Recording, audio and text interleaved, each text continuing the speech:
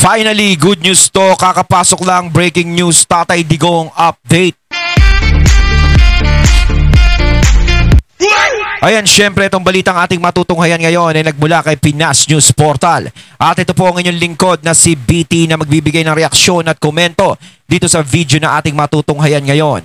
At huwag na natin pagtagalin at sabay-sabay na nating panoorin ang laman ng video na hatid sa atin ni Pinas News Portal at bibigyan natin ng reaksyon ang balitang ito. Pasok! Bigyan natin ng reaksyon, opinion itong post ni Alvin and Tourism. Ayon, bago natin simulan ng video ito, nais ko nga pala magbigay ng credits dito sa boses na madidinig natin ngayon at bibigyan ng reaksyon. Walang iba kundi si General Macanas. Syempre, huwag niyong kalimutang suportahan ang channel ni General Macanas, mga katunay. Pakibisita po yan. At huwag niyong kalimutang mag-subscribe at mag-follow para maging updated po tayo sa mga vlogs, reactions at sa mga balita na hinahatid sa atin ni General Macanas. Ayan po yung The General's Viewpoint, mga katunay. Ipagpatuloy natin. Ang diehard Duterte supporter na kabay sa The Hague, Netherlands. Ano? Sabi niya dito, another win. Latest ICC update. Hindi kasi binabalita ng media. Maganda pong balita ito. No, yung mga media talaga, sa totoo lang, no, hindi naman nagbabalita ng mga ganyan yan, basta pabor sa mga Duterte. Kung hindi pabor sa mga Duterte ang usapan, ngayon, ibabalita nila. Pero hindi naman lahat ng mga media. Meron pa rin mga media, no, na talagang patas. Patas magbalita. No, meron pa rin. Hindi lahat. Pero alam nyo na kung sino-sino yung hindi patas. Oh, gaya dyan sa SMNI. Sa sample, no? Talagang ang SMNI ang naglalabas ng mga katotohanang balita, no? Na talagang dapat nating pinapakinggan. Diyan lumalawak ang isip natin hanggat nakikinig tayo sa SMNI habang nanonood tayo niyan. Marami tayong nalalaman. Pero dun sa iba, alam nyo na yung mga katunay, wala tayong nalalaman. Nung wala pang social media, diba? Doon lang tayo nakikinig sa mga ano-ano na yun. Diba? Halos wala tayong nalalaman. Puro ang bida, laging yung mga walang ya. Tapos ganun pala. Oh. Sila pala talaga yung walang ya, yung mga binibida ng mainstream noon. Netherlands, ano? Sabi niya dito, another win. Latest ICC update. Hindi kasi binabalita ng media. Maganda pong balita ito tungkol sa yung tatlong experts na mag-determine sa physical condition ni Tatay Digong kung fit pa ba siya to undergo trial o hindi na. Nanalo po ang defense team. Pakinggan natin si Alvin. Ayun, ayan, update lang po sa kaso ni dating Pangulong Rodrigo Roa Duterte before the International Criminal Court. The Political Chamber 1 decided and acted on the motion submitted by the defense team led by Attorney Nicholas Kaufman, granting the motion to remove one of the three experts who are assigned to assess the competency of the former president and whether he is fit or unfit to stand trial. The court confirmed that the expert was under suspension by her professional regulatory body, a fact that she failed to disclose, prompting her immediate disqualification. This update was not actually, or it's never in the mainstream media for the reasons that, you know, this is very indicative of the progress and of what it is that the defense team is doing for the former president.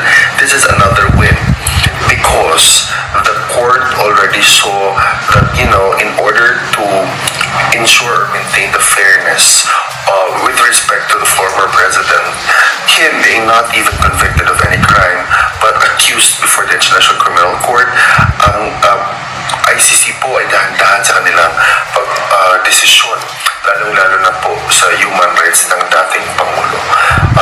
Inaanyayan ko po kayong lahat na ipagdasal si dating Pangulo hanggang sa mapauwi na po siya sa ating bansa.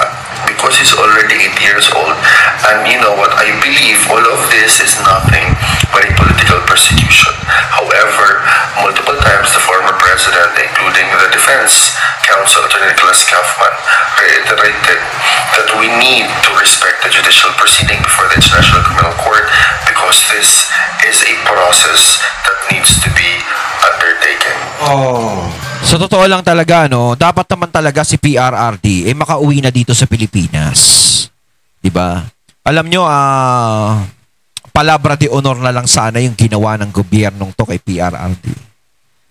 'Di ba? Sa totoo lang kasi, si PRRD kaya lang naman dinala sa ICC yan dahil sa political issue lang talaga. 'Di ba? Gusto lang talaga nilang mapilay ang alyansa ng mga Duterte. Dahil ang iniisip siguro nila, once sa si PRRD mawala. No? Mawala dito sa Pinas, mapipilay ang alyansa ng mga Duterte. Pero hindi ganun ang nangyari. Lalo pang lumakas. Yun yung malaking pagkakamali nila. No? Sa totoo lang, no? Si PRRD talaga, 'di ba? Parang ginawa nilang, 'di ba? Parang ito na lang, sabihin natin, wala silang utang na loob. 'Di ba? Wala silang utang na loob. Kaya siguro si Senator Amy is humiwalay. 'Di ba? Humiwalay, kinalaban ng sariling kapatid.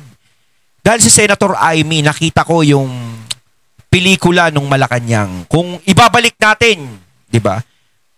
Alam nyo si Senator Amy, nakita ko doon yung pagmamahal niya sa dating Pangulong Ferdinand Marcos Sr. Humantong pa nga doon na may nararamdaman na sa katawan si Ferdinand Marcos Sr., si Apo Lakay. No? Kumbaga nakikita na ni Senator Amy na ganun. Pinagre-resign niya na si Apo Lakay. Nagagalit na si Senator Amy. Pinagre-resign niya na. Pero si Apo Lakay syempre ayaw niyang mag-resign. Kaya nga sinabi doon Senator Amy, aanuhin naman namin ang leader ng bansa kung mismong ang padre de pamilya ang mawawala. 'Di ba? Kumbaga, nakita natin yung pagmamahal ni Senator Amy doon sa tatay niya. Kaya siguro, naging masakit din kay Senator Amy yung ginawa kay Tatay Digong. Kasi sa dami ng administrasyong dumaan dito sa Pilipinas, wala man lang nakapagpalibing o pumayag na ilibing si Apo Lakay dito sa Pilipinas. Lalong-lalo na sa libingan ng mga bayani. Bihira lang yung malalagay dyan sa libingan ng mga bayani. Si Tatay Digong lang yung talagang nakipaglaban kahit marami siyang matanggap na kritiko. Siya lang talaga yung lumaban. Pinaglaban niya na mailibing si Apo Lakay. 'Di ba? Tapos ganito lang yung ginawa kay PRRD. Pinakulong. Na parang isang hayop na itinapon nyo kung saan-saan. 'Di ba? Hindi deserve ni Tatay Digong 'yon eh. Okay lang sana kung si PRRD may ginawang hindi maganda sa mga Marcos eh.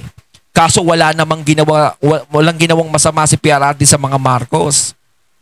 Bagkos yung pabor binigay pa ni PRRD sa mga Marcos, tapos eto lang yung magiging kapalit. So ang nagbabayad ng pabor na yon si Senator Amy. To me, this is really another win. Dahil ang labanan na ngayon is talaga bang hindi na kaya ng Pangulo na mag-undergo ng trial? Oo, syempre, no? Edad pa lang ni PRRD. Kasi ito yung sasabihin natin dyan eh. Sabihin ng iba, napunta ka lang dyan sa ICC, humina ka na. Nagkasakit ka na. Alam nyo matanda na si PRRD, may edad na yan. Ilang taon na yan. Sa tingin nyo ba kaya pang gumanyan-ganyan ni PRRD sa mga hearing na yan, sa mga ganito-ganyan? Lalong-lalo na nandudun siya sa ibang bansa. 'Di ba? Halos bilang mo lang yung nag-aalaga sa kanya ron. Kung sana kung nandito siya sa Pilipinas, walang problema eh. Kumbaga accepted reason yung nangyayari kay PRRD. 'Di ba? Kung hindi na siya maka-attend na ganyan dahil ganito, syempre may edad na eh, kahit naman sino eh. Pag may edad ka na, 80 years old, 'di ba? Hindi na pwede yung mga ganyan. Kailangan nagpapahinga na ng maayos yan. Nagre-relax na lang yan. Pero yung sinasabi ko naman, yung sinasabi ng iba na, nagkaroon ka lang ng kaso, nagkakasakit ka na, yun yung mga bata-bata. Yung mga 50, o 60, o 40 plus, di ba? Kapag nagkaroon ng kaso sa gobyerno, biglang makikita mo, merong brace yung leg. Merong nagpipilay-pilayan. Di ba? Yun yung hindi accepted. Ano yan? Kung kailan nakasuhan ka, nagkasakit ka. Yun yung kahinahinala. Pero yung kay PRRD kasi, hindi lang reason basta-basta yan. Talagang may posibilidad na mangyari yan dahil may edad na si PRRD. Kaya dapat talaga hindi na ginaganyan si PRRD. Dapat may konsensya kayo sa pagkakadala dyan kay PRRD. Kayo dapat ang managot. Diba? Hindi dapat yan ang nakukuha ni PRRD. Kasi si PRRD, pinapakita niya kasi strong siya. Kahit ganyan na ang katawan niya, medyo humihina na. Pinapakita niya pa rin na malakas siya. Hindi siya yung tao na pinapakita niyang mahina siya. Na kahit alam niya na mabigat na sa kanya yung nangyayari, hindi niya sinushow sa lahat. Patuloy pa rin siya sa Alaska, patuloy pa rin siya sa pagpapatawa, patuloy sa pagbibiro, patuloy sa angas, di ba? Alam niyo, ano yung mga trademark ni PRRD? Hindi niya binabago para hindi mag-isip sa kanya o mag-alala yung mga taong nasa paligid niya. Pero sa totoo lang, kung obserbahan natin si PRRD, talagang syempre, sa edad niya nandudoon na yun. Na sana nirespeto na lang ng gobyerno natin. If the court says, yes, hindi na kaya, malaki ang pag-asa na makakauwi siya. Kasi, so parang inaano na pinapabura na hindi na kayang umattend ni PRRD, accepted naman yun. Yung reason na yun, talagang totoo yun. Dahil may edad na. No, dapat lang naman talaga pauwiin na. Tapusin na yung lecheng kaso na yan na wala namang kakwenta-kwenta. Diba? Wala namang kwenta yung inaako sa kay PRRD. Ito si Trililing lang talaga yung nagpapalala. Diba? Ito pag si Trililing nakulong to, malamang ko magpiesta lahat ng mga tao the use na i-detain siya doon. Unfit na siya dahil yes. Yun nga, may na sa yung dementia, hindi niya naman. So, tatlong expert ang nakatoka na mag-assess, evaluate kay PRRD. Ang isa, question ng defense. Dahil, pala siya, sa government doon is meron siyang record na masama. Hindi niya i-disclose. Mabuti na lang, marunong mag-research itong defense team natin, Atty. Kaufman, nag-motion sila na i-dismiss ito dahil may atrasyo siya sa gobyerno doon. Nakita ng judges. Approve. Tinanggal lang isa. Kasi kung nagpatuloy, delikado.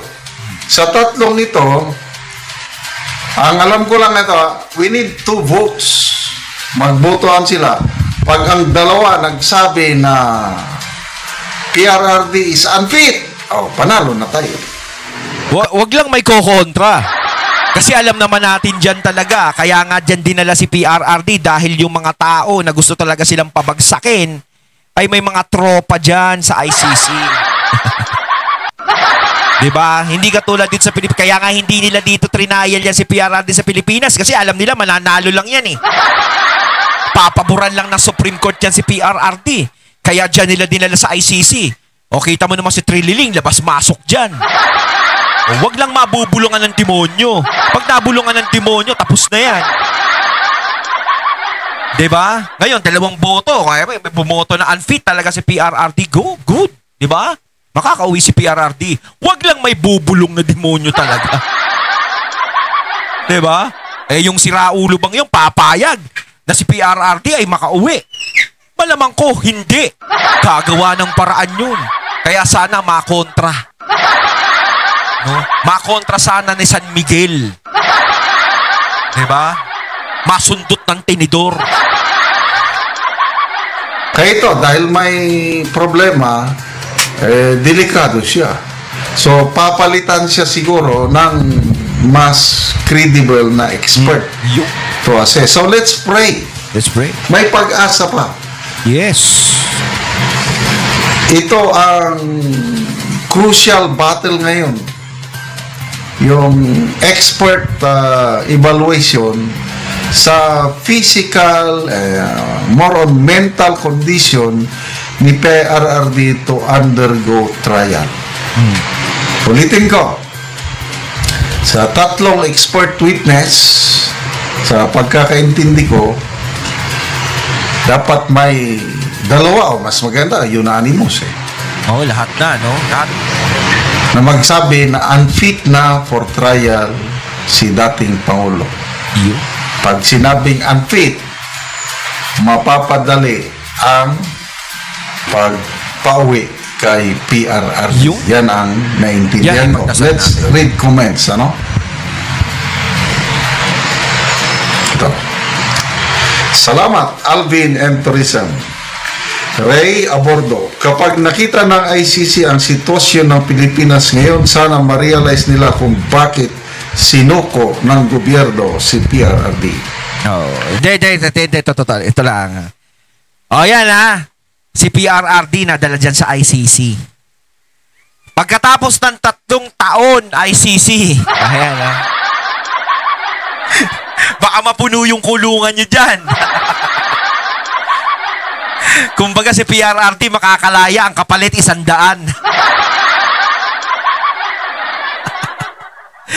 Diba? Yan, manawa kayo sa kaso dyan.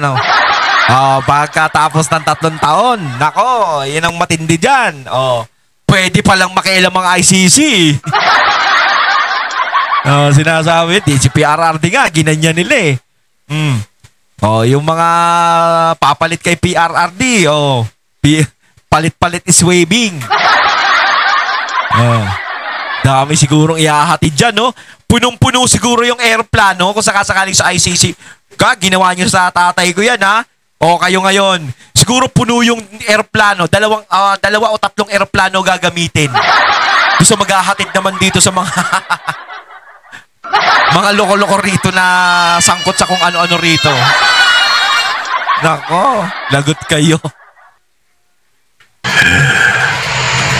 Pero sa Pia Sabtula, Tagalog mo na lang, Sir Albino. Nga, nag-i-English kasi. Mahirap maintindihan. Dapat tinagalog na lang ni Sir Alvin. Pero Sir Alvin, ano tayo dyan? Palakpakan natin. Talagang nakakapag-update tayo. Pakitagalog na lang sa susunod, Sir Alvin. Kahit ako, nahihirapan ako. Wala subtitle.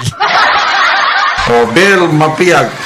Base no bias na siya nag-handle na ng case. Maya na lang kay na si Attorney Nicholas Kaufman. So, pasalamat tayo kay Attorney Kaufman. Yes. Siyempre, magaling na abogado yan si Attorney Kaufman. Talagang pinagkakatiwalaan natin yan. Alam natin talaga na may mapupuntahan ang kaso ni PRRD yan at magiging matagumpayan pag si Attorney Kaufman. Dahil alam naman natin si Attorney Kaufman talagang malalaking kaso hinahawakan yan. Talagang napapawalang sala talaga yung mga hinawakan yan.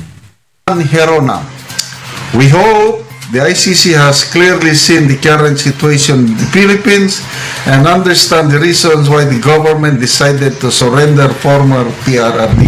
Yes, nagmo-monitor din naman yan. Nakapag-check din yan. Malaking bagay yan itong nangyayari, itong mga aligasyon ni Saldico na, meron mo, Pangulo, akusahan ng dating bagman ng speaker na nangulimbat ng 25. Ang lumalabas nga ngayong masama si Saldico Siya pa yung nabaligtad ngayon no?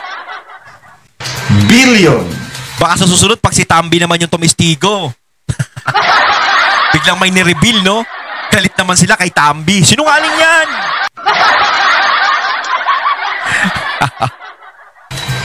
Kickbacks. Sampulan mo nga, Tambi, labas ka nga isang beses. Isang bagsak lang, pagalawin mo yung baso. Pag si Tambi talaga lumabas, no? Tapos nagsalita ng ganyan, siguro magugulantang lahat, no? Gulat ka siguro. Ako po. Ay.